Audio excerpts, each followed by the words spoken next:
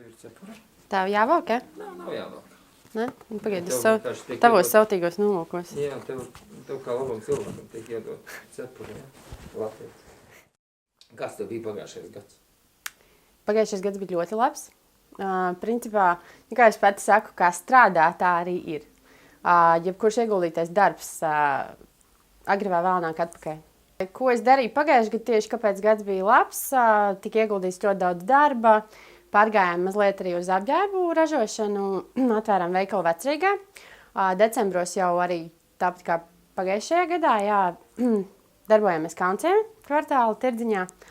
Un cilvēku atsaucība ir ļoti laba, jo mēs izmantojam ļoti kvalitatīvas materiālus, kvalitatīvas lietas, kvalitatīvas izpildījumus, līdz ar to viss ir labi, jā.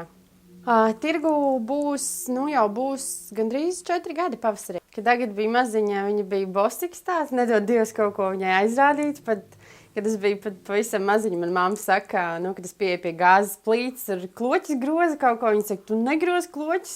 Un es tā paskatījusies uz viņu, ka, ko tu man piesienies no sērijas. Tā kā, tas ir viss bijis iekšā jau no paša sākuma, un tas viss sākās ar to, kad, strādāt zem kāda, es sapratu, ka tas nav man. Un tomēr plānot savu laiku, kā tu vēlies, darīt, ko tu vēlies, tas ir pats svarīgākais. Ja tu dari dzīvē to, ko tu vēlies, tad arī tas viss izdosies, tam būs dubulta jauda. Un, es jebkuram novēlu darīt to, kas viņam sagādā prieku. Ir tā, ka pats pamats, tā ir pilnīgi absolūti noteikti ir vecāki, tā ir audzināšana, kā tu audzini bērnu. Protams, ka katrs bērns ir pilnīgi absolūti savādāks, līdz ar to ir tik ļoti grūti saprast to pieeju, kas tieši derēs tavam bērnam, un kad viņš varbūt iznāks, ja tu, audzini tur biznesmenīti, ka tiešām tas no viņa iznāks, bet arī ne visi ir domāti būt biznesmeņi. Un pavisam noteikti mana mamma viņai ir ļoti labi sanācis manā skatījumā, un tikai tagad es saprotu kaut kādas nianses, ko viņa ir darījusi, kā viņai ir bijis, cik daudz tas ir darījis labu īstenībā. Un arī tas, ka, protams, ir nācies mācīties arī no viņas kļūdām, un tas tikai absolūti labi. Runājot par augstskolu, vienā kursā var mācīties cilvēks, kuram, pieņemsim, kuram ir ļoti daudz naudas, kuram vecāku uzsauc, kā saka, augstskolu, kuram ir pilnīgi vienalga, viņam galvenais ir diploms, taču blakus ir būt cilvēks, kurš pats maksā par savu skolu, kuram tas tiešām ir svarīgi. Un, tad jau beigās, kas tur sanāk, tas centīgākais var pilnīgi absolūti arī pārsist, un arī visbiežāk pārsit to, kam ir dota tā naudiņa. Un tāpēc tas viss ir katrs no paša atkarīgs vienkārši. Tur var būt... Tev ir kaut kāda veiksmes formula? Veiksmes formula? Tas ir darbs, tas ir neķert, pieņemsim, kā lai saka, tev ir jārēģē ātri uz situācijām, bet tomēr tev ir pirms tam ļoti ātri viss jāpārdomā. Bet tas ir viss jādara ļoti, ļoti ātri. Tāpēc, ka tu nekad nezini tava doma, kas tika aizsūtīta kosmosā vienkārši. To paņems un ātrāk varbūt paķers kāds cits. Tāpēc, viss ir jādara ātri un pozitīvi noteikti. Ko tu mūsdienu jaunatnē var ieteikt? Viņš tagad ir beidzis 9. klasi. Tātad ir nākotne. Protams, tu skolu nevar ieteikt. Ko tu vari ieteikt? Ko viņam darīt? Ko viņam darīt nabagam? Nabagam. Es neteiktu nabagam. Pavisam noteikti nevajag čīkstēt. Tas ir vienkārši pēdējais, ko var darīt, ir jādara. Galvenais, pieņemsim, kas man ir arī īstenībā viena no veiksmes formulām, ir praktiskās zināšanas. Es vienmēr gāju, man interesēja pa visādām sfērām. Tev vienalga, tur tikpat labi mašīnas, tur tirgus, viss kaut kas pilnīgi. Un vienkārši iet skatīties, pētīt un kaut vai es nezinu, kaut vai arī sākumā strādājot par viesmīli vai par mehāniķa palīgu, pilnīgi vienalga.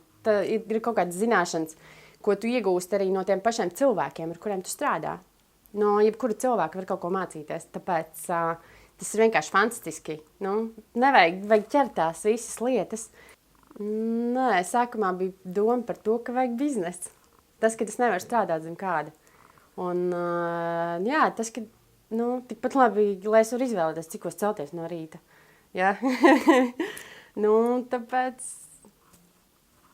Vienkārši paskatījies tirgū. Nē, pats sākums bija juvelēra izstrādājumi. Tā bija ideja par pieceltnieku. Respektīvi par sudraba pieceltnieku, kurš, kāpēc gan viņam jāstāv plauktiņā, ja viņu var nesēt tā kā kulonu. Tad, jā, viņš tika izveidots kā kulons, vecais sudraba pieceltnieks, un pēc tam nāca ideja par kontūru meiteni Latvija, kas arī ļoti, ļoti populārs palika. Pēc tam bija ideja par šalli. Redz, kā produktu klāsts varbūt nav ļoti, ļoti liels, bet tās ir ļoti labas idejas, kas aizgāja.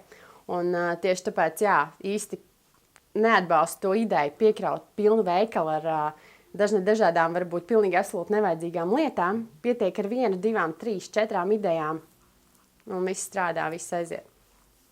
Un tu pat arī pa tirdziņam apkārt, vai tikai Rīga tev? Pašā sākumā, jā, es līdu vienkārši, man liekas, ka visur, kur varēja. Bet jā, tieši tāpēc tika iegūti kontakti, tie paši kontakti ar veikaliem. Un draudzīgas attiecības. Nu, visa tā rostīšanās, pozitīvā gaisotne, un tas viss ir tas, kas arī ikdienā notiek, kas arī virzo uz priekšu. Un, jā. Bet tagad, jā, mums ir veikaliņš, mēs dodam preci arī citiem veikaliem. Kalnciems ir vienīgais, kur mēs pagaidām esam. Bet, principā, mēs dodam preci citiem arī, kas savukārt arī tirgojās. Cita rota mums ir veikaliņš Vecrīgā, kur mums, principā, ir apģērbi un aksesuāri, kur tiek izmantot pilnīgi visi dabīgie materiāli. Nav pilnīgi absolūti nekādas sintētikas, tiek izmantot kvalitatīvākie materiāli, līdz ar to tas arī kalpo ilgāk. Un, jā, tas ir tā kā mūsu moto, kvalitatīvs materiāls, kvalitatīvs izpildījums. Un, mēs atrodamies Jēkaba ielā 20 līdz 22.